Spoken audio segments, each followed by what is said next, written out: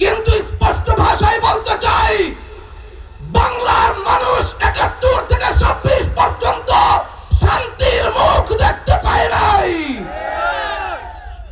শান্তি যদি পেতে চাও, ১১ দলীয় ঐক্য সমর্থিত প্রার্থীর পক্ষে দাঁড়িয়ে যাও।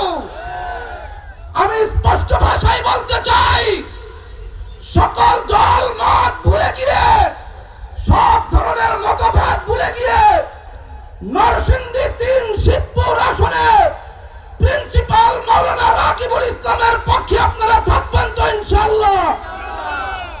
ভাইরা আমার, আমরা আজকে বিভিন্ন জায়গায় গণসংযোগ করতে গিয়ে নীরব বিপ্লব দেখতে পাচ্ছি।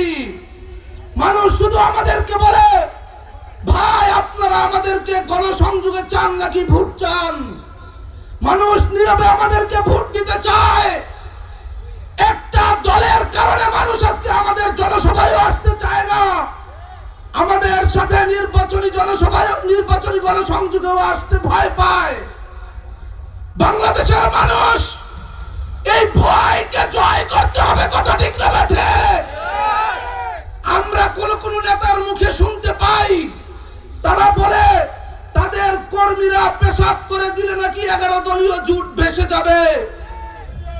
ভাইরা আমার ভাই শহীদ উসমান হাদি বলে গিয়েছেন, বিগত ১৬ বছর আপনাদের পেশাব কোথায় ছিল?